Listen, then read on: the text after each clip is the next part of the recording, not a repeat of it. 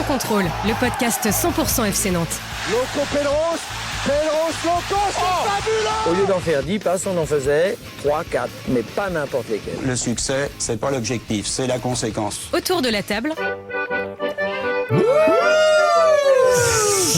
David Filippo, West France. Filippo, non mais Quand elle a son pom pom shot. t'as la ref ou pas? Quelle daube. Pierre Arnaud Barre, Presse Océan. Oh non. On va se continuer ça. Christophe Pénoignon, West vilaine France. Bretagne. Un podcast présenté par Mais vous écoutez que de la merde en fait. Hein. C'est ce que t'avais en club cet été. Simon Rengoat, It West. Salut les amis, enfin le retour du podcast, saison 7 s'il vous plaît. Saison 7. Quel bonheur de se retrouver Et puis pour quelle voix commenter, sensuelle là. décortiquer l'ensemble de l'actu des une voix Canaries. intelligente. Non, mais c'est une voix intelligence artificielle. Ouais, Vous avez bon. entendu la voix antenne? C'est l'intelligence Incroyable, c'est qui? artificielle. Notre directrice musicale, Hélène Hamon. Non. Ouais, sur l'habillage 2025. Parce qu'on l'a 2026. jamais entendu, c'est vrai. J'ai jamais entendu parler. La modif n'a toujours pas été fait. On dit Filippo. Non, on a envie de dire fait. Enfin, voilà. Salut David Filippo. Salut, vas-y continue. Cet homme va enfin pouvoir dormir. Le mercato est fini, David. Ça t'a pourri tes nuits et tes vacances. Mais j'ai une bonne nouvelle. Dans 4 mois, on remet ça. Ce sera en janvier. Oh, Et on va bien rigoler à nouveau. Ça a été les vacances? Il y en a qui vont me lâcher pendant 3 mois et puis ça va reprendre en janvier, qui vont m'envoyer en privé. Alors on en est où? Et qui c'est qui va arriver? Un ailier droit, un latéral gauche? T'oublies le changement de cash en octobre ou novembre. Oui. Et le retour La de Camboiré. La vérité, c'est qu'il adore ça. Salut Pierre Arnaud Barre. Salut Simon, bonjour tout le monde. Nico Palois parti à Reims. Qui sera C'est cette tellement saison dur. le nouveau chouchou de Pab? Est-ce que c'est déjà décidé? Uros Radakovic, Serbe, Boucher. Mais le problème, c'est qu'il joue pas. Mais bon. Alors c'est le problème de Nicolas Palois. Je sais pas si t'as vu. Bah oui, il s'est pété les adducteurs. Ouais, adducteur, 2 mois out. C'était peut-être le bon moment de le laisser partir, le Nico là. Oui, non. Mais la On est musique en fin Poum de- Poum Short, c'est pour Nico Palois, c'est l'hommage. Hein. C'est mon hommage à le la Boom saison. Boom Short, c'est ça ta nouvelle Poum Poum musique de... Oh génial. Salut Christophe Pénoignon. Salut Simon, salut à tous. Le petit nouveau pour cette rentrée. Christophe, j'espère que t'es venu avec tes convictions, mais surtout avec ta mauvaise foi, parce qu'ici ça tacle à la gorge. Hein. Faut être présent. Pas de problème, la mauvaise foi est de sortie. Très bien. Salut à toi, le fan des Canaries qui nous écoute. Oh,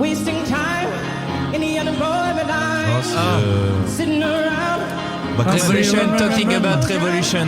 Qui ça? Tracy Chapman. Bien sûr Christophe. C'est moi qui ai dit Tracy Chapman.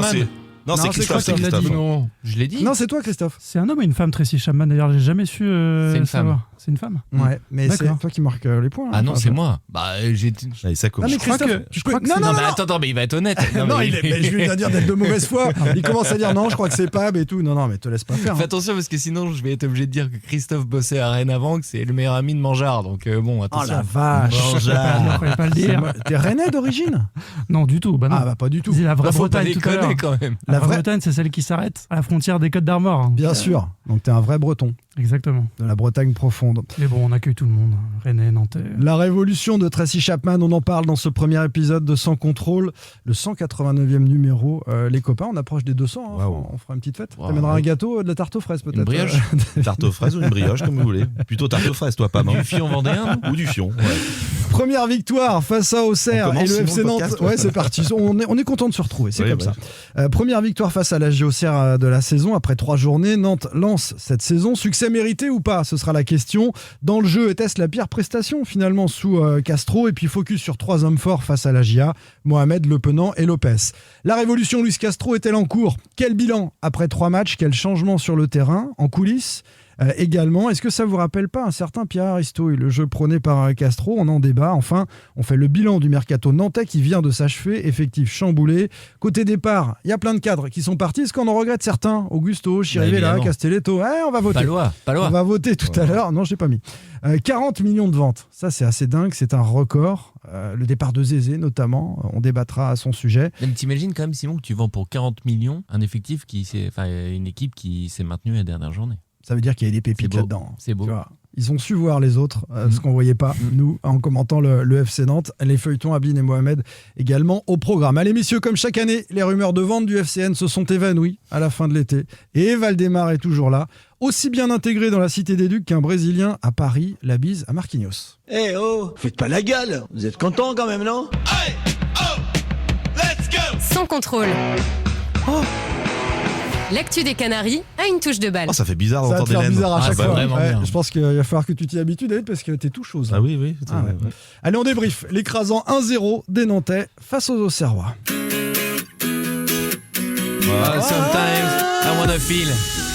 Sometimes I gotta feel. Alors c'est qui? Il y a Florida, non Bien sûr, Florida, bien sûr. Ah, tu dis Florida. Florida, bien sûr. Ah oui. Et le titre Good feeling. Good feeling.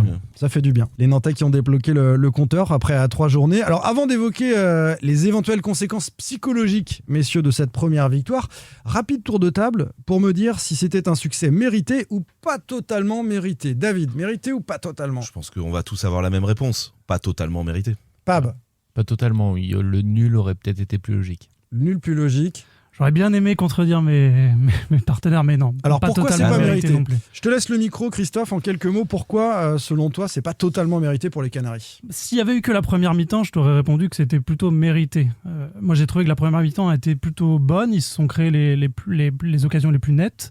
Et puis même dans l'utilisation du ballon, on a vu des choses intéressantes, des ressorties de balles vraiment intéressantes. Mais le problème, c'est qu'il y a eu la deuxième mi-temps. Et la deuxième mi-temps, ils se sont fait manger dans les duels. À la fin, ça termine à 14 tirs pour Auxerre.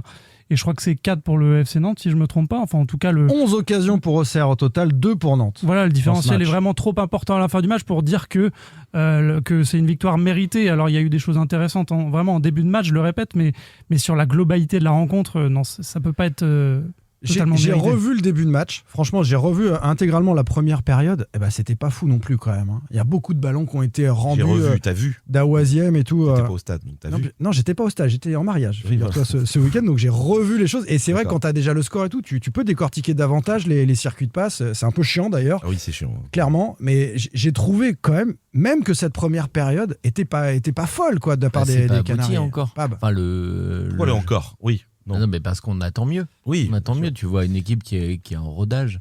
Moi, ce qui m'inquiète un tout petit peu sur ce match, c'est que j'ai trouvé qu'Auxerre n'était pas terrible. Notamment, j'ai trouvé la défense inquiétante du côté d'Auxerre. Enfin, c'était quand même pas un foudre de guerre. Et effectivement, comme disait Christophe, la deuxième mi-temps, ils ont quand même ultra dominé. Nantes marque avec un hors-jeu ultra limite et Auxerre égalise et le but est refusé pour un hors-jeu ultra limite. Tu aurais pu avoir un partout. Non, il est Lopez. hors-jeu. Il n'y a pas photo par rapport Oui, il est bien mais hors-jeu. bon, t'as quand même un but refusé pour hors-jeu. Oui. Et on va en parler dans les thèmes suivants. Dans les hommes forts du match, t'as Lopez. Donc ça veut dire que t'as eu un grand gardien. Et donc ça veut dire que t'as été dominé. Amiens nous le dit, c'est pas la meilleure prestation, David. Voilà, c'était notre moins bon match, mais il y a la victoire. Tu dis c'est votre moins bon match. Qu'est-ce qui a été moins bien que Quelle bonne face question. à Paris ou Strasbourg? Je pense que c'est dans l'utilisation du ballon où ça a été moins bien. Voilà, il n'y a pas tout à jeter, mais ça a été un peu moins bien que les matchs précédents. Mais en tout cas, l'envie était et on n'a pas pris le but. C'est vraiment positif. L'envie était, on n'a pas pris de Oui. but, ça d'accord, mais clairement Ah, mais il y c'était a la moins aucune- bonne prestation alors que c'était, Pape vient de nous le dire, sûrement l'adversaire le moins prestigieux en termes d'effectifs. Strasbourg c'était costaud, on s'était dit qu'on allait attendre un adversaire du type d'Auxerre pour juger le FC Nantes et ils font leur pire prestation, David. Ouais, alors après, oui, il n'y a eu aucune maîtrise. C'est effectivement sur cette rencontre. Moi, justement, ils étaient attendus, comme tu l'as dit, Simon, sur ce match. Ils avaient joué Paris, Strasbourg. A priori, ce sont deux équipes qui seront en haut du classement de la Ligue 1. Donc, on s'était dit, match à domicile contre Auxerre, c'était l'occasion vraiment d'affirmer un peu le nouveau plan de jeu, nouveau système, Le nouveau FC Nantes. le hein. nouveau FC Nantes. Et c'est vrai que, franchement, c'est très, très décevant pour les 27 000 personnes qui étaient présentes. C'est décevant. Après, on va laisser du temps, Oui, encore un peu. on va parler de la méthode Castro dans la deuxième on en parlera partie. après. Mais est-ce que c'est Mais pas sur ça ce le problème? match. Est-ce que c'est pas ça le problème finalement? Parce que, alors déjà, il y a le scénario du match, le fait que tu es marqué très rapidement. Alors, Oui. les deux options, soit ça te libère, et tu mets le deuxième et ça déroule. Soit tu te Soit derrière, recroquevilles tu un te peu. recroquevilles Bah, un c'est ce peu, qu'ils ont fait. voilà, c'est ce qu'ils ont fait. Et je pense aussi, comme tu dis David, qu'il y avait beaucoup d'attentes autour de ce match. Tu restes quand même, tu as commencé ta saison par 2 défaites. Tu avais cette 3e journée à domicile face à Auxerre, qui est une équipe de ton championnat. Et tu avais cette obligation un peu de victoire. Et il faut se dire Ah ouais, que donc cette déjà t'as équipe-là, la ils ont pression au joué bout de avec 3 les journées. Non mais les elle avait gars, l'impression. attendez. Mais ils l'ont tous dit, les joueurs en zone mixte après. Anthony Lopez, quand il est venu, il dit waouh, on s'évite un sacré mal de crâne. Parce qu'en plus, derrière, tu as 15 jours de trêve internationale. Ça veut dire que là, si tu gagnais pas ce match contre Auxerre, tu passais 15 jours à ruminer le fait d'avoir 0 ou moins donc ça points. s'arrête jamais, quoi. À pas gagner un match. Mais oui, mais cet été, on savait déjà, quand le calendrier sort, on dit, bon, bah Paris, voilà, c'est le mort. match contre Auxerre, il va déjà être décisif. Parce qu'on sait très bien que Nantes va perdre contre Paris et sans doute perdre à Strasbourg. Donc ils ont joué avec les pétoches la deuxième période, ils ont reculé. Mais au moins ils tu ont l'as surtout gagné. reculé, je trouve, énormément. Mais au moins tu l'as gagné, alors que la saison dernière ou les deux dernières saisons, tu gagnais pas contre tes adversaires directs. Là au moins tu les as battus. Très bien, c'est les 3 points. Merci Pape. Mais quand même. Ah oui, c'est bien. C'est quand même important quand t'es toujours aussi primaire. Est-ce qu'on peut pas attendre autre chose cette saison, justement, de cette équipe en construction? Il y a beaucoup d'attentes. Qu'elle n'ait pas trop de pression et qu'elle joue de la même manière, quel que soit l'adversaire. C'est un petit peu ce qu'on nous avait vendu de Castro. On va en parler tout à l'heure plus longuement, mais on nous avait dit, avec Dunkerque, ça joue haut et quel que soit l'adversaire, il essaye d'imposer son plan de jeu. Est-ce qu'on a trop d'attentes? Tu viens de l'évoquer, Pape, sur le jeu nantais. C'est Anthony Lopez qui vous a répondu. Beaucoup d'entre vous et autour du stade s'attendent à retrouver le jeu à la nantaise. Ça ne revient pas du jour au lendemain. On essaie de mettre plein de choses en place petit à petit, avoir encore plus d'automatisme au quotidien. En tout cas déjà la semaine pour retranscrire ça le week-end. Voilà, il y a beaucoup d'axes d'amélioration parce que sinon on aurait fait en tout cas un meilleur match sur le plan du jeu. Mais on prend. Il y a des moments où on sera moins beau et qui a la victoire à clé. Finalité, c'est que niveau comptable, on a pris 100% des points. On a, Christophe, beaucoup d'attentes sur le jeu. Et toi, tu as vu Je pensais que tu allais dire que Christophe était toujours beau, lui. Il est beau. C'est vrai, il est magnifique. Alors là, c'est de la radio, mais ça se voit pas. Mais on va faire de l'image bientôt sur les réseaux sociaux. Ton arrivée nous donne envie de montrer un petit peu tout ça. T'as été recruté pour ça d'ailleurs. On a essayé de sortir David, on n'a pas réussi. Les attentes. Par contre, David sera peut-être pas sur toutes les vidéos. Il en a fait beaucoup l'année dernière, d'ailleurs, David. Christophe, les attentes, parce que sur ce match d'Auxerre, tu me disais que tu avais vu des choses, des circuits, des choses qui commencent à se construire.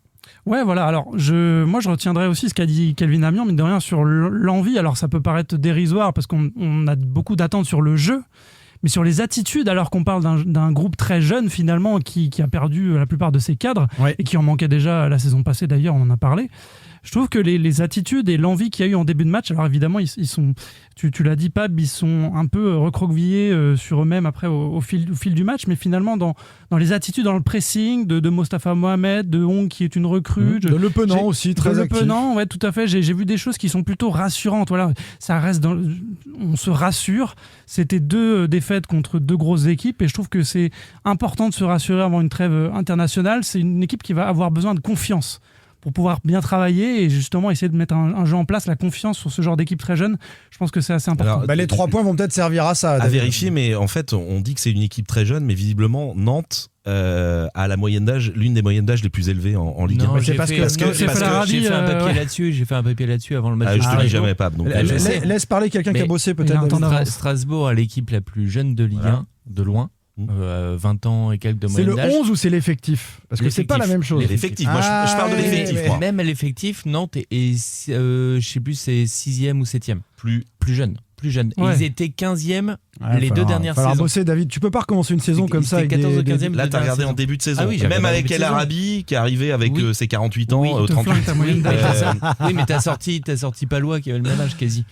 Ouais, enfin t'as Lopez, t'as Coquelin. Oui, mais t'as vendu, tu t'es séparé de Palois, tu t'es séparé de Chirivella, même si c'est 26-28 ans, t'es séparé de Douglas Augusto, 30 ans. J'ai fait le Puis après, tu peux avoir des minots sur le banc qui jouent jamais. 24... C'est aussi le 11. Il faudra comparer les 11 après 10 journées sur les différentes équipes. T'es à 24 ans de moyenne d'âge. Ok, bon, donc c'est pas si jeune que. Non, mais mais il y a de la jeunesse. C'est la 6e ou 7e équipe. Il y a de la jeunesse. T'as Strasbourg qui est numéro 1 à 20 ans et quelques, qui est vraiment la plus jeune. Et derrière, t'as Toulouse et le 3e, c'est Paris. Les artisans de cette victoire face à Auxerre sont plutôt les tauliers, quand on regarde les noms. Alors certes, il y a Johan Le Penant qui a été vraiment très actif, on en dira un mot, mais c'est Mostafa Mohamed et c'est Anthony Lopez. Mohamed qui a été buteur après 6 minutes seulement. Tiens, écoutez, le gardien nantais évoquait ce but de Mostafa. Il m'a appris à travers cette interview que c'était fait exprès, parce que moi, quand je vois le but, je me dis, il taupe et Non, c'est un geste préparé de Mostafa Mohamed. Moi aussi, c'est sa spéciale. Il a fait la semaine sur un terrain mouillé. Encore plus, c'est d'autant plus facile pour lui de la réussir. Mais voilà, c'est pas anodin. Il travaille au quotidien. Il a marqué ce but qui travaille aussi à l'entraînement, ce geste. Donc voilà, on est très content parce que l'arrivée, c'est fin 0. C'est quoi ce geste? Pardon, c'est qu'il tope la balle. C'est qu'il frappe la balle en direction du sol et que ça fait un peu une frappe topée. Et c'est vrai que pour nous, les gardiens, je l'ai subi. Ouais, c'est ça. Pour nous, les gardiens, c'est compliqué parce que. parce que voilà, faut rester debout le maximum possible. Mais voilà, c'est compliqué. C'est un tueur, Mousti dans le but. Bah, je pense que oui, Mousti et puis d'autres. Mais voilà, je pense qu'il est récompensé de ce qu'il a montré déjà dans cette préparation avant le championnat et puis de ce qu'il montre depuis le début, parce que il peut avoir d'efforts et il court beaucoup et il est récompensé par ce but. Alors messieurs, on va parler du but avant de parler de l'état de forme de Mosti, le nouveau pote de Tu cherches des amis. T'as perdu Palois, maintenant c'est Mosti, Mostafa. Non, mais ce qui est marrant, c'est que David a dit qu'il me lisait pas. Si tu m'avais lu, t'aurais lu un excellent papier sur Mostafa Mohamed. Non, je te dis toujours pas. Non, que tu lises pas. Non mais prépare un peu par contre, parce que là, tu vois, sur la jeunesse, t'étais pas prêt, David. 24,6. Voilà. Non, parce qu'en fait, quand je dis un truc, il me croit pas, donc il vérifie. Et après, comme c'est de la radio, ça se voit pas, mais il opine du chef en disant ouais, t'avais raison. Ouais. Le but de Mostafa, quand même. Cette clinique. Frappe, clinique, attends, cette frappe, tu perds en maîtrise quand tu frappes dans le ballon. Mais si, il dit que c'est volontaire. C'est complètement dingue. Si, t'as Joanne Le Penant. Si je fais ça. D'ailleurs, toi oui. Mais non, mais moi j'ai jamais vu ça. Mais si, on en parlait avec Christophe. Il y a Giroud qui a marqué un but comme ça. Je crois que c'est au Mondial 2022. Ça doit être le premier ou deuxième match de poule. Il tape vers le sol et ça fait rebondir le ballon. D'accord. Non mais j'ai compris ce qui s'est passé. Mais il le travaille. Le Penant d'ailleurs, il faut que le terrain soit mouillé. Parce qu'il dit il le travaille aussi à l'entraînement sur terrain sec et généralement ça fait n'importe quoi. Mais expliquez-moi, je comprends pas. Il tape contre le sol. Il tape vers le ballon pour faire rentrer le ballon dans le sol. Il faut un petit rebond. Il faut que le ballon soit légèrement en l'air. Il tape sur le sol, pardon. Puis le ballon rebondit. Non mais il faut pas que le ballon soit en l'air, tu peux pas savoir. Il faut que tu aies un mini rebond. En fait, non mais j'ai compris, mais ouais d'accord. Donc il maîtrise ce geste-là. C'est quand même des professionnels. Oui, mais quand t'es en face à face. Mais non, mais t'as plusieurs attaquants qui font ça. Je te dis, Giroud l'a déjà fait. Volontairement. Oui, volontairement. Ah, dis donc. Ok. Les mecs, c'est des buteurs. Non, mais d'accord. Mais je pense que t'as moins de maîtrise que dans un face à face, un plat du pied ou un coup de pied où tu sais où tu mets le ballon. Sûr. Mais écoute, il marque, bravo à lui, et qu'il nous en remette un autre dans la saison, et on considérera que c'est un geste maîtrisé. Puisqu'il va rester, on en parlera au moment du mercato. L'état de forme de Mostafa. Vous avez suivi la préparation. Suivi la préparation. Vas-y, Pab. 4 buts sur 7. Nantes a marqué 7 buts durant la préparation. Il a mis 4. Voilà. C'est l'homme fort de la préparation. Et contre Auxerre, quand même, il a un tir cadré. Une occasion, il la met. Il est clinique devant le but. On l'a vu errer un peu comme une âme en peine sur les deux premières rencontres face au Paris Saint-Germain et à Strasbourg. Strasbourg, il avait rien. Après, ce que disaient les joueurs aussi après le match, et si David m'avait lu, il le saurait, c'est qu'il est aussi très précis, très important dans le pressing. Après, il est généreux dans l'effort, dans le pressing. C'est du Mohamed, quoi. Lopez l'a dit, c'est important le pressing et le harcèlement de la défense adverse à la relance. On en a parlé plein de fois. C'est un joueur de surface aussi, Mohamed, offensivement. Donc il faut qu'il ait le ballon dans la surface, et ce qu'il n'a pas eu les 2 dernières années. Et ce qui est fou, désolé, j'empiète un peu sur c'est qu'il n'ait pas eu aucune offre cet été, Mostafa Mohamed. On s'attendait tous à ce qu'il parte. Et finalement, il n'y a absolument rien eu. Pas d'offre ferme. 8 à 10, il partait. Ouais, 10, il partait. Même peut-être 8 ou 9. Je pense que 8, ça passait. Il y a son entourage qui a tâté le terrain un peu. Son entourage a voulu le faire partir. Les intérêts de Lens, de Nice et l'entourage. Notamment aussi parce qu'à Nantes, à Nantes, il y a un certain désamour avec une partie du public sur son attitude au moment de c'est un personnage clivant. Même dans le vestiaire. Oui, puis il a lâché un peu l'équipe pour des raisons religieuses quand même, sur des fins de saison. Il a ses convictions religieuses. Quand il arrivait avec un statut de star où il se voit un peu en 3D, quoi. Et avec certaines personnes du vestiaire, c'est compliqué. Après, il y en a d'autres qui disent qu'il est adorable, loin de l'image qu'il renvoie. Donc, après, on a aussi assisté à une scène lors d'un entraînement où il se prenait vraiment la tête avec un coéquipier et c'était chaud mais c'est pas la première fois. À fond. Parce qu'il y va, même pendant les entraînements, lui, il va mettre le pied. C'est un homme un peu à part. C'est un homme un peu à part dans un vestiaire. Qui fonctionne à la confiance et il a la confiance de Luis Castro. En tout cas, les joueurs l'ont répété. Et il finit à gauche le match contre Auxerre. Il ne bronche pas. Alors. Ça dure quelques minutes, puisqu'il me semble qu'il sort à la fin du match. Mais... C'est quand Ablin rentre à 20 minutes de la fin, il doit sortir lui à 10 minutes de la fin. C'est 10 minutes.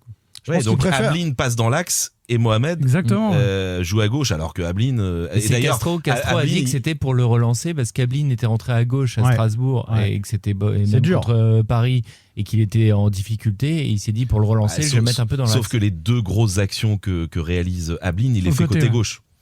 Donc l'accélération notamment quand il fait poteau, il est côté gauche. Donc, mais il est polyvalent, Ablin, contrairement à Mohamed. Mohamed sur un côté, c'est un peu une anomalie. Après, mais en plus, quand il est sur le côté, il défend. C'est au moment où Auxerre domine pour égaliser le le plus. Et en fait, on a retrouvé le Mohamed Soukomboiré, qui était essentiellement bon dans la surface du FC Nantes pour dégager des ballons de la tête. Mais ça, il est hyper important, j'allais le dire, oui. sur les corners. Défensivement, il est important. Ouais. Mais même pour garder les ballons en pivot, moi je trouve le nombre de ballons, quand tu dois dégager un petit peu, tu sais que tu as Mohamed derrière qui, en pivot pour bien la sûr. conserver ou pour la dévier, est redoutable. Dans les airs, il est redoutable. Vous vous souvenez qu'on a fait un débat il y a quelques mois ici, et Christophe, tu n'étais pas là, pour se demander si Mohamed était top 10 des attaquants de Ligue 1. Hein. Non mais c'est vrai, alors après il traverse Qui ses avait saisons lancé ce parfois, débat il traverse ses boudards. C'est Boudard, ouais. Il avait... Professeur Boudard. Professeur Boudard, l'avocat. En fait, Mohamed est paradoxal parce qu'il va traverser les saisons en étant parfois un peu remplaçant sur 2-3 mois, quelques apparitions, et puis il a des périodes, là c'est une période forte, donc on a raison du côté de Castro de s'appuyer dessus. Je maintiens que ça dépend aussi de comment tu joues. Je pense que Mostafa Mohamed, avec le jeu prôné par Antoine Comboiré, ne servait à rien. Tu n'avais pas de ballon dans la surface. C'est ce que je disais, pour moi c'est un tueur, il est clinique devant le but, on peut débattre de son geste ou pas, il la met. Mais il a besoin de ballon dans la surface. S'il faut partir en profondeur avec un long ballon, c'est pas Mostafa Mohamed qu'il te faut. Mohamed, homme fort de ce match face à la JOCR. Deuxième homme fort, Christophe, c'est Anthony Lopez, le gardien nantais. Parce qu'on l'a dit, 11 occasions pour cette équipe bourguignonne, 2 seulement pour les Canaries. Le score ne dit pas la domination en termes d'occasions franches sur le but. Hein. Ouais, tout à fait. Il fait 4 arrêts, Anthony Lopez. Il y en a 2 ou 3, sans doute sur la deuxième période, si je ne me trompe pas. Il s'est notamment opposé à Namazo plusieurs fois. À 0-0, il est décisif au bout de 3-4 minutes. Exactement, ouais. Sixième. Ouais, tout à fait. Haussmann. Donc, déjà, ouais, contre Haussmann. Donc, non, il a fait un match de taille patron. Luis Castro ne veut pas donner le brassard, s'obstine à ne pas donner le brassard au gardien. Sinon, peut-être qu'il le serait, hein, parce que... Oui, certainement. Voilà, parce que on parle de cadre, lui, pour le coup, ça en est vraiment... Il aurait bien aimé, en plus, Lopez. Alors, il ne veut pas donner le... Il faut expliquer pourquoi. Au gardien, parce qu'il n'est pas assez influent dans le jeu après pour discuter avec l'arbitre. Un Francis Coquelin qui est au cœur du jeu. Pas bête, moi, je trouve. Oui, tout à fait. C'est plutôt logique. Ce que disait le coach, il dit s'il y a une action qui se passe dans la surface adverse, ça oblige Lopez à traverser surtout tout le que cette saison, ce sont les capitaines qui peuvent parler avec les arbitres maintenant. Donc, d'ailleurs, Amiens nous a dit... vaut mieux quand même un milieu de terrain ou un... D'ailleurs, Amiens, qui était capitaine contre Paris, il disait des fois, si c'est à gauche, ça m'oblige à traverser le terrain quand même, c'est chiant. Ah oui, il disait ça. Et puis il est soufflé après avec Calvin Amiens. La charnière était peut-être un peu moins solide que les 2 premiers matchs. Et Lopez a tenu la baraque derrière, quoi. En tout cas, Awaziem s'est fait plusieurs fois prendre dans le dos.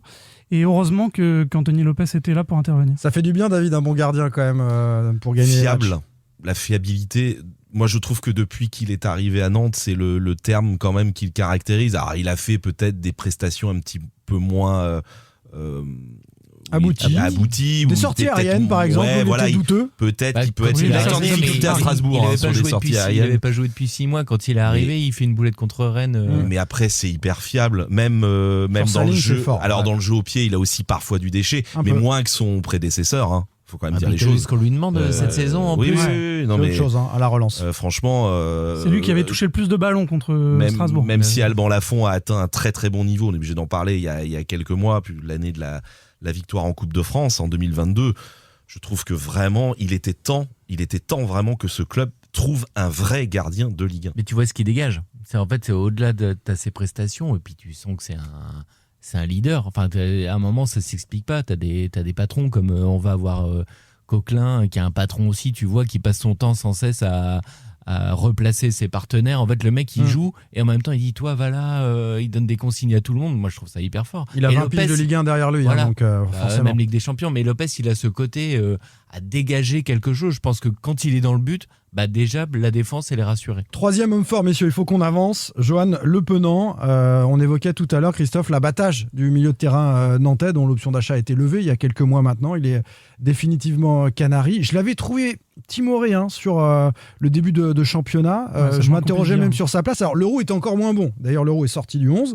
Mais cette fois, il a répondu présent face à la GIA. Ouais, tout à fait, en faisant je crois qu'il y a un double contact le long de la ligne de touche en tout début de match. Au bout de 3 minutes, on voit qu'il est dans son match et qu'il va être bon. On sent. Exactement, et il fait 2 roulettes aussi pour ressortir le ballon dans l'axe. Ce qui manquait un peu d'ailleurs sur les 2 premiers matchs, on trouvait le jeu avec Pape notamment un peu stéréotypé, c'est-à-dire que ils essayaient de ressortir par les latéraux, qui essayaient de trouver une passe jusqu'aux ailiers, mais ça zappait le cœur du jeu, le milieu de terrain, avec Johan Le Penant et Louis Leroux. Là, on a eu un Le Penant vraiment inspiré, Il a manqué d'un pendant. Alors, Hong a été plutôt bon aussi, hein, mais on attend de voir Louis Leroux au même niveau. Hong n'a pas eu le même niveau de harcèlement vis-à-vis de l'adversaire et peut-être pas la même intensité dans les courses sur des circuits rapides, des circuits courts. Mais le Penant, ce qui est impressionnant avec lui, parce qu'il a sa tête d'ado qui vient de se lever là, mais il a un volume de jeu. Sa tête d'ado qui vient de se lever.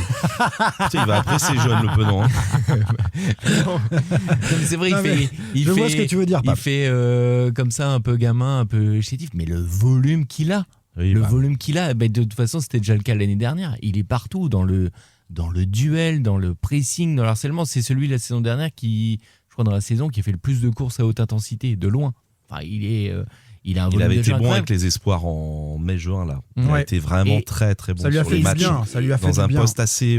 Il jouait quasiment 10 d'ailleurs avec l'équipe de France Espoir. Et c'est vrai que parfois, tu le vois un peu moins avec le ballon. Il nous l'avait dit à Strasbourg parce que il y avait le défenseur central qui sortait toujours sur lui. Et du coup, le coach lui avait demandé de jouer plus bas pour attirer le défenseur central sur lui. Et du coup, il libérait des espaces pour les autres. Je trouve que c'est un joueur intelligent. C'est un joueur parfois de l'ombre dont on a besoin, un ratisseur, un mec qui va te mettre le pressing, récupérer les ballons. Là, il n'était pas dans l'ombre. Non, mais il était quand même beaucoup dans le duel, beaucoup plus que dans l'utilisation du ballon encore. Mais comme disait Christophe, techniquement, tu sens qu'il est intéressant. On termine, messieurs, cette première partie sur la question initiale, la confiance que vont donner ces 3 points aux Canaries. Est-ce que la saison est vraiment lancée pour vous ? Qui veut prendre la parole sur ce sujet-là ? Et est-ce qu'on va voir un autre FC Nantes maintenant que voilà, on s'est dépucelé côté Nantais ? Il y a un mot depuis juin que Castro est arrivé. Il y a un mot, c'est patience. Il l'a redit, Anthony Lopez. Il a dit il faut être patient. Il avait une sortie. On était avec David après le match amical à Angers. Tout début août. Ouais, de 31 juillet, 1er août.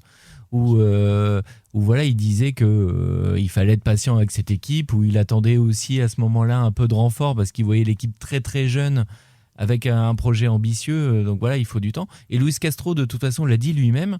Il a dit avant le match contre Auxerre, jeudi dernier. T'es en train de m'empiéter sur la partie 2 là. Non, Est-ce que ça va donner confiance ? C'était ça ma question. On va parler du style Castro, de la patience. Non, mais et juste tout. qu'il faut du temps. Mais en fait, il faut de la patience et là, tu vas faire que progresser. Avec Luis Castro, dont on analyse les premiers pas sur le banc nantais. Simon Rengoat, It West. David Filippo, voix. Ouest Mais quelle France. voix. Pierre Arnaud Barre, Resse Océan. Bravo. Christophe Pénoignon, Ouest France.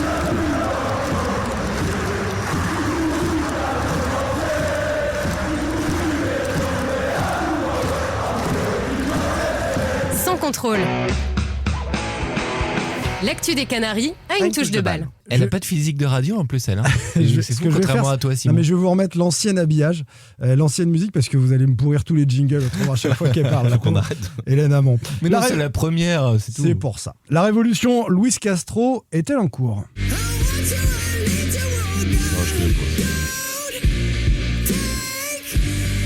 Allez Christophe. Je l'ai. Je l'ai pas. C'est pas mal de la musique française un peu. Ouais, C'est pas Imagine Dragon. Non, mais les anciens, vous inquiétez pas, la 3e sera beaucoup plus dans vos cordes. Hein, on va redescendre de 50 ans en arrière et Très bien. Ce sera plus facile. Ça, c'est Benson Boone, Beautiful Benson Boone. Things. Ouais. Famille de Danny, enfin voilà, famille élargie. Hein. Beautiful Things pour le titre de la chanson.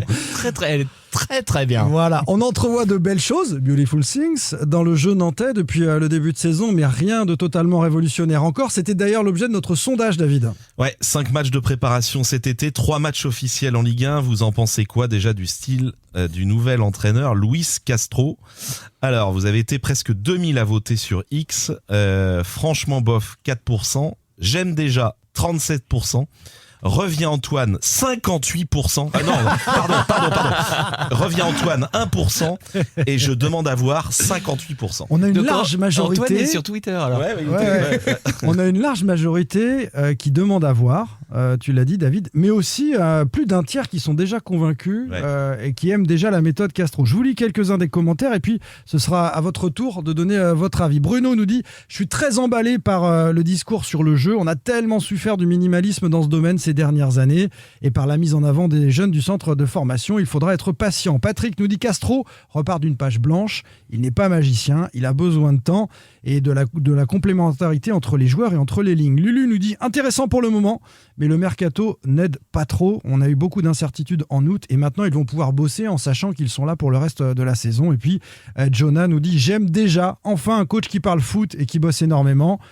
Petit clin d'œil à Antoine Kombouaré, je pense. La preuve grâce à cette équipe tellement neuve et jeune qui arrive à produire déjà beaucoup et laisse espérer un vrai projet pour le club. Il y a quand même 2 commentaires sur le discours qui plaît aux gens. Oui. Non mais voilà, c'est pas ce qu'ils ont pour l'instant vraiment vu sur le terrain, c'est ce qu'ils entendent. Non mais David, c'est les deux, sur la patience aussi. Non mais les messages, en fait, tu regardes d'où tu pars.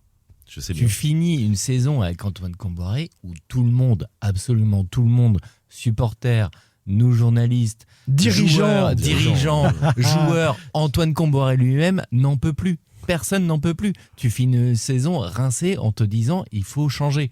Et là, cet été, tu changes tout. Tu pouvais mettre n'importe qui pour moi, enfin à part Duprat, il y a quand même des limites. Oui. Mais tu mettais, en plus là, tu mets un entraîneur qui a la réputation de produire du jeu. T'as un projet de repartir avec les jeunes. C'est un projet qui a été demandé à Nantes depuis quand même longtemps. Donc sur le papier déjà, tu pars gagnant. Je prends. Pas de tunnel, Pab, hein. Tu commences des tunnels là aujourd'hui. Ça commence fort. Hein. Juste. Tu prends Gourvenec, là, quand il arrive après Aristouille, il avait perdu d'avance parce qu'il arrivait après Aristouille qui était adoré. Pour moi, Luis Castro, là, il arrive gagnant d'avance parce qu'il arrive après Kombouaré. Il est en terrain conquis, Christophe, Luis Castro, là. Ouais, tout à fait. Au début de l'été, on se disait que c'était plutôt l'homme de la situation. Enfin, on était plutôt séduit par le profil. Je reviens sur les commentaires. Il y a beaucoup de questions de patience. Luis Castro, il est arrivé à Dunkerque en fin septembre 2023. Ouais. Il y a 3 défaites pour commencer et Dunkerque est encore dernier en décembre 2023. Et 3 mois après. Par la suite, 2024, c'est la meilleure équipe de Ligue 2 sur l'année civile. Donc voilà, il faut lui il fait laisser ça le à temps. Nantes, je suis pas sûr qu'il reste. 3 défaites La direction initiales. a été sensibilisée à tout ça. Hein. Ouais, bien sûr. Beaucoup et puis il y de avait gens un dans discours. l'entourage de la direction. Oui, ont mais il y a la insisté réalité qui peut le rattraper non, mais aussi. c'est sûr. Mais c'est pour ça que on va pas revenir sur le. Mais c'était important samedi quand même. Il aurait pas été viré s'il y avait eu défaite samedi. Hein. C'est pas ce que je veux dire. Commencé à se crisper. Mais oui, ça aurait commencé un peu. Un peu, gentiment. À se crisper. Le nouveau style, Castro, par Anthony Lopez. On sait que le coach aime jouer au ballon, aime les efforts, aime courir. Voilà, on sait qu'il a une belle philosophie de jeu. Maintenant, il y a pas mal de choses aussi à mettre en place. On passe d'une saison où c'était plutôt compliqué pour nous dans le jeu et que du jour au lendemain, on nous demande vraiment de jouer au ballon, tout simplement. Du jour au lendemain, on nous demande de jouer au ballon. Ça, juste, c'était début août, après le fameux match de préparation contre Angers. Début août, tout début août. Du jour au lendemain, on nous demande de jouer au ballon. Non, mais le tacle est à la gorge. C'est la carotide. Écoutez d'ailleurs, Antoine Kombouaré, au sujet de la tactique et du jeu. Ne voulez pas me casser les bonbons avec la tactique, les schémas, et tout. Voilà, c'est pour ça qu'il dit ça finalement. Énorme cette phrase. On parlait tout à l'heure d'Antoine Kombouaré, de Anthony Lopez, qui est un cadre du vestiaire, un patron. Quand il fait cette sortie-là, je pense que c'est peut-être 31 juillet, 31 juillet, enfin, elle est forte cette phrase. Bien sûr. Ça vient d'Anthony Lopez, c'est pas. Et puis ce soir-là, souviens-toi, il avait envie, il avait des messages à faire passer. Voilà, tu te souviens, il était venu et sur le mercato, sur plein de choses, la patience, les cadres, sur la patience, oui, bien sûr. Bon, quelle différence maintenant en coulisses pour ceux qui ont suivi la prépa du FC Nantes? Est-ce que Kombouaré, Castro, c'est pas la même façon de gérer l'effectif, dans la discipline, dans l'approche des matchs, et puis dans le quotidien de l'entraînement, les exercices sont-ils fondamentalement différents de ce qu'on connaissait avec Antoine Kombouaré la saison dernière, David? Alors là, il y a plein de questions. Les coulisses, dans ta question. Est-ce que c'est une révolution? Évidemment qu'au quotidien, durant les entraînements, les séances, oui, on peut parler de révolution avec des séances. On entend souvent parler de détails. D'ailleurs, il emploie souvent ce terme, Castro, le terme détail. Ça bosse vraiment des circuits de passe, des schémas de passe. Tout est préparé avant les matchs. À la vidéo notamment. Voilà, j'allais y venir. Il y a aussi la vidéo.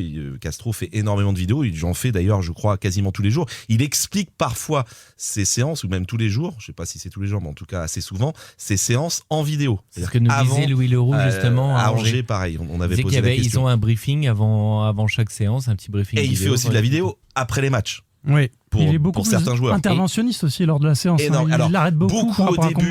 Visiblement, il le fait un petit peu moins parce que ça a un peu perturbé. visiblement, les joueurs au début, parce qu'il arrêtait énormément les séances. Et là, il le fait visiblement, il le fait moins, il a moins à le faire qu'il y a quelques semaines. Et sur les vidéos, les consignes, ça peut être des vidéos à la fois collectives pour présenter la séance ou pour présenter une tactique ou présenter les points forts de l'adversaire. Et c'est aussi des vidéos individuelles. Alors, il y a eu l'affaire Ablin. Allons-y. Voilà. Donc là, on est en après-match, mais juste après le match. Mais il fait aussi des vidéos. En après-match, il débriefe individuellement Mathis Ablin sur les erreurs de positionnement. Et il y a RMC derrière qui fait un article pour dire que Mathis Ablin l'a très mal vécu et que c'est le divorce entre les deux. Et en fait, Castro était touché, je pense, par ça, parce qu'il nous en a parlé à la conférence de presse suivante en disant mais c'est ma méthode en fait. Il dit moi je fais justement, c'est parce que j'apprécie les joueurs, que je veux qu'ils progressent, que je leur fais des briefings tactiques. Il dit surtout sur les jeunes. Il dit Tati, à la mi-temps du match contre Paris, il a fait un point vidéo avec Tati pour préciser ça. Ça fait partie de sa méthode. La vidéo est au cœur du projet. Il se trouve que pendant le match du Paris Saint-Germain, il était suspendu. Donc il était juste à côté de nous dans la tribune de presse. Et donc on le voyait. Il était à côté justement de l'analyse vidéo.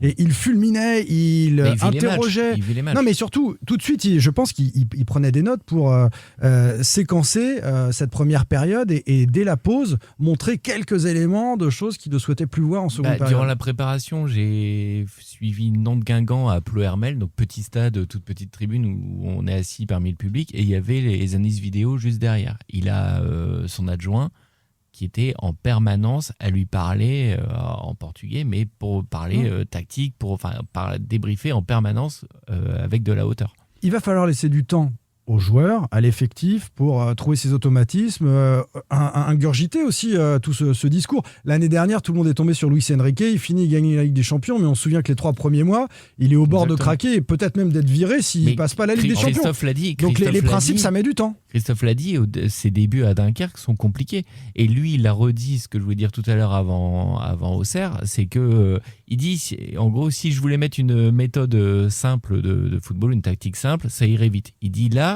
je veux rentrer dans le détail. Comme tu disais, David, il est vraiment dans le détail et forcément, ça demande du temps. Ce qui est sûr, c'est que le club est monté de 2 voire 3 crans au niveau professionnalisme du staff technique. Tactique. Oui, sur le plan tactique. Non, mais c'est une certitude. On est passé d'un entraîneur et on avait des échos. Désolé, on parle beaucoup de lui. Après, promis, on n'en parlera plus. Mais Comboiré, on avait quand même des échos très négatifs. Comboiré. Ah. Non, parce que toi, tu on avait des échos quand même très négatifs au quotidien. Surtout à la fin, d'ailleurs. Je crois qu'il avait un peu lâché dans la tête sur le travail d'Antoine Comboiré. Et là, c'est vrai que on a plutôt des échos très positifs sur les séances. Certains viennent du Benfica Lisbonne quand même, c'est pas la moitié d'un club donc. Oui. Après, l'année dernière, ça donnait quoi dans les tribunes? Vous vous souvenez de ça? On se fait chier. C'était ça, hein? Et ça, on n'a pas oublié, parce que c'est vrai que ça a été compliqué. Alors, on veut bien, cette saison, tous, suiveurs, supporters, être patients et laisser du temps. Maintenant, je vais me faire l'avocat du diable, parce que là, on a dressé un portrait du FC Nantes New Look incroyable, mais je m'attendais à beaucoup mieux face à la Auxerre. Et les principes, il faut des résultats, de toute façon. Il va falloir qu'on les voit un petit peu plus au fil du temps quand même. Là, j'ai trouvé que face à une équipe auxerroise, elle aussi un peu reconstruite, elle aussi balbutiante, un effectif avec des joueurs qui valent pas cher non plus, Nantes a été dominé. Non, mais il y a 2 éléments à ça. Le projet de Castro est très exigeant. On le voit sur les ressorties de balles, quand il va ressortir du gardien, ce qu'on disait tout à l'heure, passer avec les centraux. C'est même parfois un peu caricatural. C'est même parfois, je trouve. C'est même parfois un peu trop. C'est comme des gammes. C'est comme des gammes que tu récites. Mais c'est ce que je veux dire, c'est qu'en fait, il est dans l'exigence. Regarde, vous prenez le schéma tactique. C'est 4-3-3. Oui, et ça bougera pas. Ils ont 4-3-3, a priori ça bougera pas. Oui, mais alors, le schéma tactique, c'est bloc haut a priori. Moi, je l'ai pas vu le bloc haut encore. Hein. Mais on l'avait vu en prépa, beaucoup plus en prépa. Je trouve. Je l'ai pas vu en compétition. Un peu à Strasbourg, un peu à Strasbourg, peut-être. En fait, pas assez, en tout cas pas ce qu'on attendait. Non, bien sûr. Et comme c'est un projet très exigeant, pour moi, il y a quand même un côté ça passe ou ça casse. C'est qu'en fait, pour moi, je pense que Castro, il mourra avec ses idées, avec sa méthode. Il l'a redit avant Auxerre. Il a dit, voilà, moi, je me donne à 200%. Après, les autres ou les dirigeants décideront. C'est très exigeant, c'est prometteur. On attend de voir. Effectivement, il faut de la patience, mais après, il faut des résultats. Ce fameux bloc haut, quasiment au niveau de la ligne médiane, comme on a pu voir en prépa. Est-ce que aussi Castro, tu dis, il va mourir avec ses idées. Moi, je pense qu'il s'adapte aussi. Je pense qu'il s'est, et je pense qu'on lui a aussi dit en interne, si j'ai bien compris, que attention. En Ligue 1, ça va beaucoup plus vite qu'en Ligue 2. On lui a parlé de pragmatisme. Voilà, dit, et je pense bien, qu'il est pragmatique. tant mieux. Je trouve que c'est bien d'avoir un entraîneur qui s'adapte aussi, qui est réaliste, pragmatique. Mais contre Auxerre, le pragmatisme, oui, mais je pense que sur les principes de jeu, il est quand même assez rigide et qu'il s'y tiendra. Et d'ailleurs, l'homme est comme ça à tous les niveaux, pas seulement au niveau tactique, aussi en interne dans ses rapports avec les gens et tout. Il va pas être sur la table à faire tourner les serviettes, Luis Castro. C'est très clair. Il est là pour un objectif, appliquer ses principes de jeu. Il part très tard. T'aimes bien Patrick Sébastien. Patrick Sébastien qui a égayé ton été, bien sûr. On le salue. Tu étais d'ailleurs, je crois que tu es sur la vidéo. Alors j'étais dans le public, je suis pas monté sur scène. Voilà. C'est toi qui filmes. Ah non, je ne filme pas. Non. Dans ces cas-là, on filme pas devant. On est en famille, vous voyez. Oui, bien sûr. J'ai failli dire une grosse bêtise. Messieurs, c'est très bien qu'on s'arrête là. Contre Auxerre, il y a quand même un moment, on parlait de bloc haut, moi j'ai quand même vu un moment contre Auxerre, l'équipe resserrée sur 15-20 mètres. Avec, oui, c'est vrai. C'était pas forcément. Les lignes sont plus resserrées. Il n'était pas dans le camp forcément d'Auxerre, mais tu avais. À Strasbourg aussi. Les attaquants qui étaient au niveau de la ligne médiane, 15 mètres après la ligne médiane, et les défenseurs centraux qui étaient aux 40 mètres. Et en fait, sur 20 mètres, tu avais tout le bloc équipe. Tu me demandais dans la prépa, Pab, si c'était du Pierre Aristouille 2.0, cette envie de repartir de l'arrière, de relancer. Alors là, c'est beaucoup plus écarté. Il y a quand même un éventail qui est beaucoup plus large. C'est un petit peu la patte Castro, en tout cas dans ce qu'on peut commencer à déceler. Mais cette idée de jeu en repartant de l'arrière, c'est un peu du Aristouille. Moi, ce que je disais sur Aristouille, c'est ma conviction. Ce que j'avais vu sur les matchs avec lui, au-delà du jeu chatoyant que vous pouvez voir par moment, c'est que pour moi, il y avait des circuits de passe qui étaient travaillés. Et donc, tu savais que si tu étais sous pression, je me souviens d'un match contre Montpellier où ils gagnent 2-0, où à un moment, tu as Montpellier qui pousse pour revenir au score. Et en fait, tu as Nantes, quand il récupère le ballon, clac, en 3 passes, tu ressortais, tu avais des schémas de passe, et le porteur de balle savait à qui la donner. Et je pense qu'avec Luis Castro, tu as ce travail-là de dire, et il nous l'a dit, Johan Le Penant, il dit, j'ai le ballon, on doit connaître les courses des coéquipiers, savoir ce qu'ils vont faire, savoir nous on doit se mettre, comment on doit se positionner, et je pense que tout ça c'est du travail. Heureusement. Mais voilà, non mais ça veut dire que quand tu seras en difficulté dans la saison, que tu auras une équipe qui te dominera, tu sais que quand tu récupéreras le ballon, tu sauras quoi en faire. Ça c'est certitude. Ce qui n'est pas le cas. Là, Awaziem a rendu beaucoup de ballons par exemple. Antoine Comboiré, c'était les défenseurs centraux qui dégageaient loin devant. Très bien. Pour qui Pour Simon. Voilà.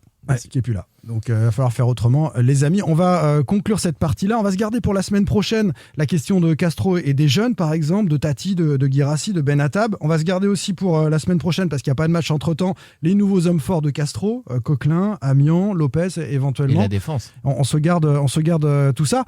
On termine juste sur la philosophie Castro et sa capacité à réussir à Nantes. Ça va dépendre du temps. Et des résultats, mais du temps. Le temps, c'est Valdemar Kita qui l'a, et on a la réaction de Valdemar sur le début de saison de Luis Castro. Comment il l'a trouvé ? Très très bien. Voilà, merci Valdemar. C'est efficace. Il va avoir du temps donc. Ce qui est marrant, je pense qu'on développera les prochaines semaines, mais en fait on parle beaucoup du jeu chatoyant de Luis Castro, mais défensivement, ça reste une équipe, même si elle a pris 2 buts sur les 2 premières journées, c'est une équipe qui est solide en fait, qui dégage de la solidité. On fait le bilan du mercato nantais, c'est notre 3e partie les amis. Simon Rengoat, It West. David Filippo, Ouest France. Pierre Arnaud Barre, Presse Océan. Christophe Pénoignon, Ouest France.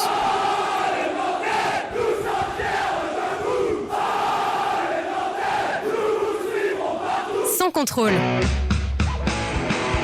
L'actu des Canaries a une touche de balle. Un effectif chamboulé et des mouvements dans tous les sens. Non, c'est on démarre une autre histoire. Une autre histoire, ouais. Une autre histoire. Le chanteur François Valéry ? Non. Frédéric François ? Non, c'est pas François Frédéric. Ah, punaise. C'est Gérard Blanc. Gérard Blanc. Hernandez. Gérard Blanc. C'est pas le joueur du PSG. On démarre avec cet effectif nantais, une autre histoire. D'abord un regard global. Que pensez-vous de cet effectif, puisque depuis hier, on enregistre le podcast mardi après-midi. Depuis hier, le mercato est terminé. On sait avec quelle équipe on part, au moins pour les 3 ou 4 premiers mois côté Canaries. Est-ce qu'avec cet effectif, l'équipe nantaise est suffisamment staffée pour assurer un maintien tranquille cette saison ou pas, David? Faut dire oui ou non. Là, Oui, on s'amuse un peu, hein, voilà, on n'a pas de boule de cristal, mais cet effectif te semble-t-il suffisant? Allez, oui. Oui pour David. Pab? Petit oui. Un petit moi oui. aussi, j'étais hésitant. Pour le maintien, ouais, petit oui aussi, quoi, parce que ça manque quand même de profondeur. On a dit un mot. Vu que j'avais la parole, je me dis je vais la garder.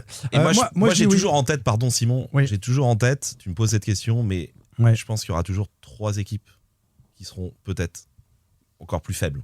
Voilà. Bah oui, c'est ça. Donc c'est pour ça que tu me dis maintien. Tu me dis pas est-ce que Nantes va jouer tu le sais top quoi 12, on fera ça la semaine prochaine, on va se faire un petit sondage. Comment vous imaginez cette équipe de Nantes dans son classement, etc. pour s'amuser. Je réponds oui aussi. Je pense qu'il y a des jeunes qui vont continuer de grandir et donc monter en puissance même en Ligue 1. Et je suis rassuré par la fin du mercato. Le fait d'avoir conservé Ablin et Mohamed, je pense que c'est bien meilleur que d'autres équipes offensivement. Pab?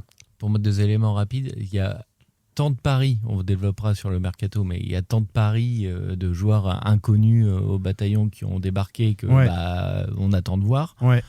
Les jeunes, comme tu dis, ils doivent se développer, mais Anthony Lopez, quand il avait... C'est long une saison pour les jeunes Quand aussi, il avait fait passer son message après le match d'Angers, il avait dit une saison, et je crois que c'est peut-être Coquelin ou Amiens qui l'avait dit, il dit on aura forcément des moments durs dans la saison.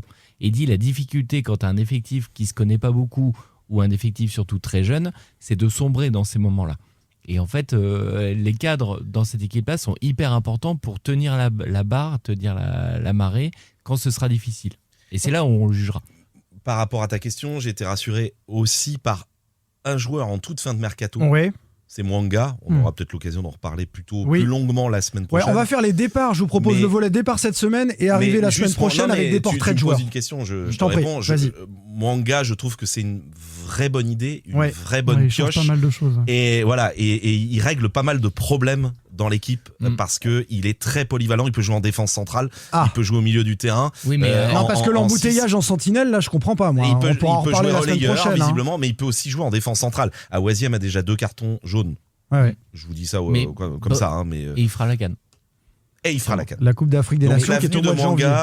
Fin décembre, elle doit commencer le 21 ou 26 décembre, je crois. Voilà, trêve du championnat en Ligue 1, mais ensuite en janvier, ce sera pénalisant pour les équipes. Et puis je suis d'accord avec toi, Ablin Mohamed, le fait qu'il reste, ça change beaucoup de choses. Christophe, tu peux développer un peu, Pape, t'y autorise. J'ai rien dit. Je trouvais que ça manquait un petit peu de profondeur. Alors effectivement, tu lui as dit un mot tout à l'heure. Bah oui, mais là c'est bon, tu peux parler. Vas-y. Non, je trouve que ça manque un petit peu de profondeur, notamment sur certains postes comme les latéraux, en défense plus globalement, même si Mwanga vient pallier. Rudolf Duverne est resté quand même, Santos aussi. C'est vrai, Radakovic aussi est resté. Et puis. Il y a toujours mort pour rire.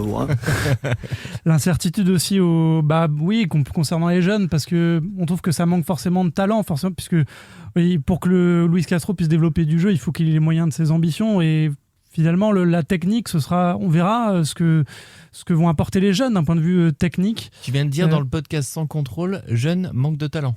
T'es un malade, toi. Si, il l'a dit. T'es un ouf sur ta première émission. Après, sur certains, on peut s'interroger quand même. Hein. Oui, évidemment.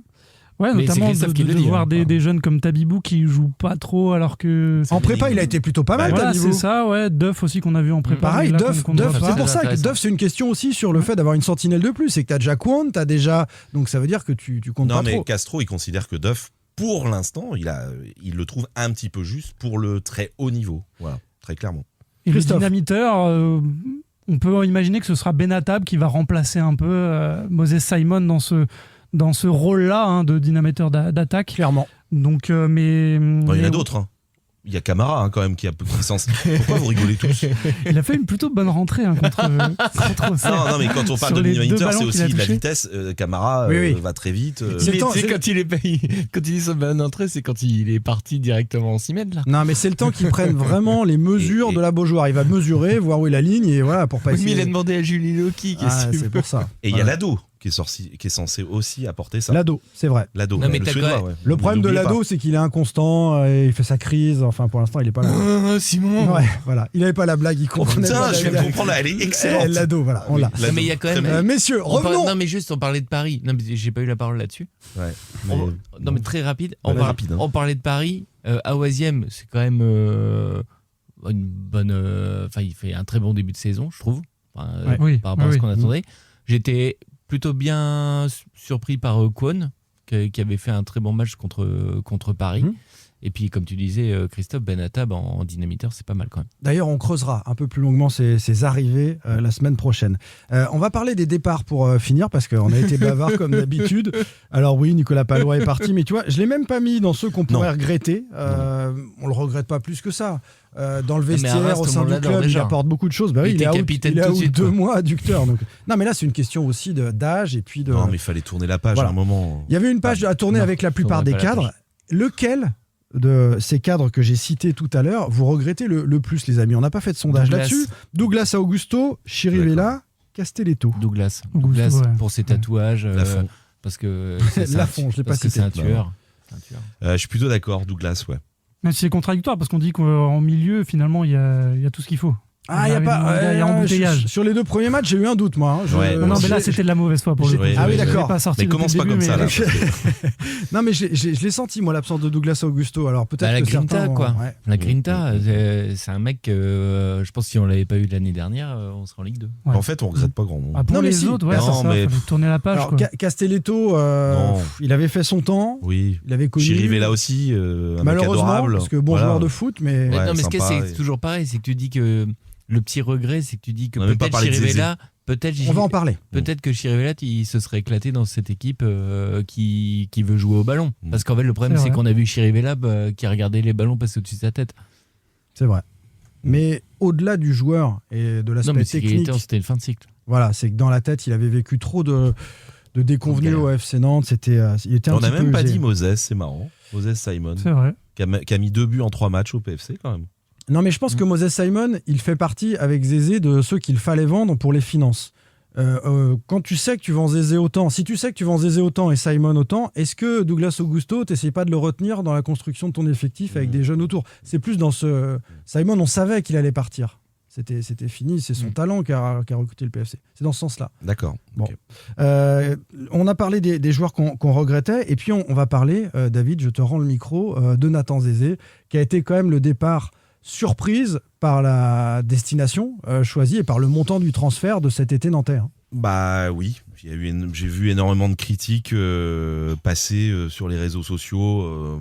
On va rappeler les gens, non mais sur le voilà, il choix est du parti club. à Neom, donc Ça en rappelle les club d'Arabie Saoudite. C'est Une un club ville qui n'existe pas C'est encore, une ville hein. qui n'existe Non. pas. C'est un club qui est monté de toutes pièces. Hein. Voilà. Alors c'est quand même Christophe Galtier, l'entraîneur de cette équipe. Il y a également Lacazette. qui y est. Il y a pas mal de joueurs c'est français. ça. Il y en a d'autres. Hein. Un Il y a ancien d'autres de joueurs, Reims. d'autres joueurs français qui sont là-bas. Il y a une offre de 20 millions sans les bonus. Il y a quelques bonus en plus, hein, donc de Neom. Le joueur, le FC Nantes évidemment, ça convenait au FC Nantes. Le FC Nantes avait fixé la barre à 20, je crois, pour Zézé, si mes souvenirs sont bons. Et puis après, le joueur, quand on vous propose, même si vous avez 19 ou 20 ans, Zézé, 20. Ouais. Ouais, oui. Quand Enfin, on 20 vous ans, ouais. propose, 20, je crois que c'est, dans mes souvenirs, hein, parce que ça remonte, c'était cet été les chiffres, je crois que c'est 5 millions nets de salaire par an, plus une prime à la signature de 7 chiffres. C'est ce que tu touches à West France, non? Je suis à 6 chiffres à West France pour la prime tous les ans. Mais voilà, plus ça sur 5 ans, parce que c'est un contrat de 5 ans. Ça vous fait en gros. Alors, on va prendre les deux pendant. Non, mais il faut prendre ça. C'est très Je bien. sais que les gens l'ont critiqué. Non, oui, mais c'est. David, on va faire les choses dans l'ordre. Du côté du FC Nantes et du côté du joueur. Est-ce que le joueur a bien fait? Est-ce que le FC Nantes a bien fait? Pour le FC Nantes, c'est indiscutable. C'est une affaire en or. Oui. 20 millions d'euros, la meilleure vente de l'histoire du club sur la dernière décennie. Est-ce que Zézé est le plus gros potentiel du FC Nantes? Est-ce que c'est le meilleur joueur passé par Nantes? On a vu quand même des sacrés joueurs qui ensuite. Surtout, on a Tati en ce moment. Surtout, c'est ça. En fait, Tati. t'aurais Radakovic qui le remplace Oui. avec la préparation qu'il a fait. Tu dirais c'est une cata de Ouais, laisser mais partir t'avais Zézé. aucune certitude sur Tati au Non. moment où Ah tu bah, laisses sauf partir que, Zézé. oui. Bah non, c'est un pari Non, de tu le fou. vois déjà un peu en préparation quand même. En prépa, tu le vois tout de suite. Ouais, Tati, franchement, on l'a vu tout de suite. J'ai parlé avec quelqu'un qui connaît très bien les jeunes, Jean-Marcel Boudard. Il avait évoqué Tati comme potentiel successeur de Zézé, mais potentiel, on ne savait pas. Donc c'est quelque chose qui semble se confirmer. On voit son Non, mais niveau. ça te permet aujourd'hui de te dire que bon, c'était pas si mal. Ah oui, maintenant tu te dis oui. Oui. Mais sur le niveau de Zézé, le montant du transfert, c'est l'Arabie Saoudite, mais j'hallucine qu'on a vu des joueurs plus talentueux ou qui avaient montré plus ou prouvé plus en tout cas que Nathan Zézé, qui a des qualités. Mais t'as le nombre d'années de contrat, t'as l'âge, t'as le potentiel. Regarde, La Zézé, hype sur le prospect du jeune qui va exploser. Mais c'était déjà le cas. Regarde l'hiver dernier quand t'as l'Inter Milan qui s'intéresse à lui. Au 15, non, je crois. Bah ouais, 15. bah tu vois, c'est quand même l'Inter. Enfin, tu vois, Alors j'ose même pas imaginer Tati s'il fait la saison au mois de juin prochain. Je sais pas à combien on sera. On en reparlera plus tard. Après, tu posais la question sur le joueur, Simon. Alors, côté joueur, le pari de l'Arabie Saoudite. Alors, effectivement, il y a des joueurs qui refusent d'aller dans les Émirats en disant ma carrière. A refusé. Sur le papier, en même temps, tu avais Villarreal qui était dessus, qui jouait avec des champions. Tu peux te dire, à 20 ans, on est sur le plan sportif.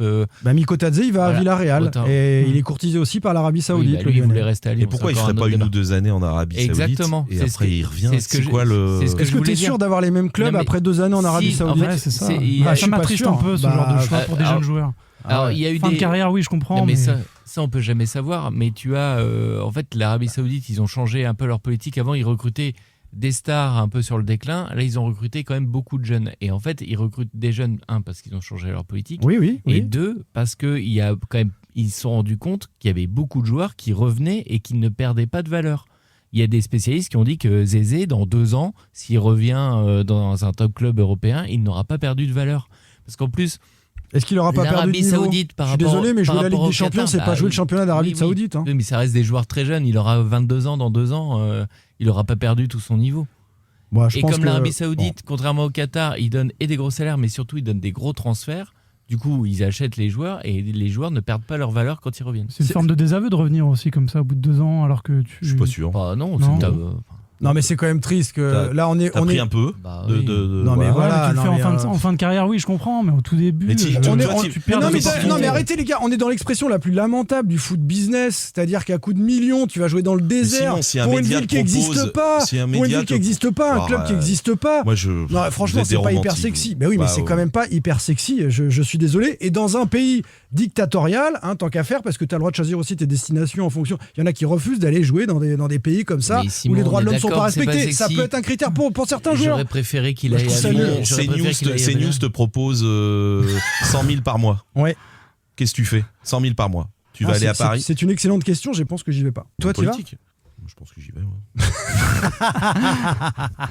Excellent. Je suis pas surpris et de vos réponses et à l'un et à l'autre. Je pense même toi, David, que tu dois peut-être y aller pour 1 000 €. Il y va pour un Mars. Très bien. Le choix éthique, je sais que c'est loin d'être la priorité de la plupart des footballeurs, mais le choix sportif, de carrière, c'est sûr que j'aurais préféré qu'il aille dans un club qui joue avec des champions. Voilà, on aurait pu le voir. Tellement qu'il regrette au bout de 6 mois d'aller en Arabie Saoudite. On verra. On suivra en tout cas les aventures de Nathan Zézé. Après, il n'est pas tout seul. Il y a d'autres, comme disait David, il est aussi avec d'autres joueurs de Ligue 1. Oui, mais la Casette, qu'il aille prendre un gros chèque en fin de carrière, je veux dire, mais je comprends Simon, plus. Je suis d'accord avec toi. Bon, messieurs, on va en rester là. David, tu nous dis la semaine prochaine si c'est news ou pas. Et sinon, on se retrouve dans 7 jours dans Sans Contrôle pour un nouveau podcast. Merci Christophe, c'était très bien cette première. Bah oui, cette première. Franchement, à l'aise tout de suite. Pas essayer de te gratter un peu les chevilles, mais t'as su répondre. Pas du tout. Je suis resté debout. C'était vraiment par amitié. Petit bisoutage. Et Pam, on se retrouve en décembre, bonnes vacances, c'est ça? En fait, on ne voit pas tout de suite. Le mec part en vacances quand le championnat commence. Non, je couvre l'équipe de France. Le Boudard, comme Boudard. Et après, la bise à Dédé alors. Ouais.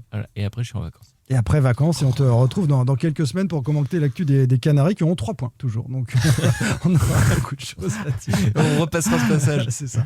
Allez, à la semaine prochaine. Salut. Ciao. Sans contrôle, un podcast proposé par les rédactions d'It West, Presse Océan et Ouest France à retrouver sur toutes les plateformes. Allez.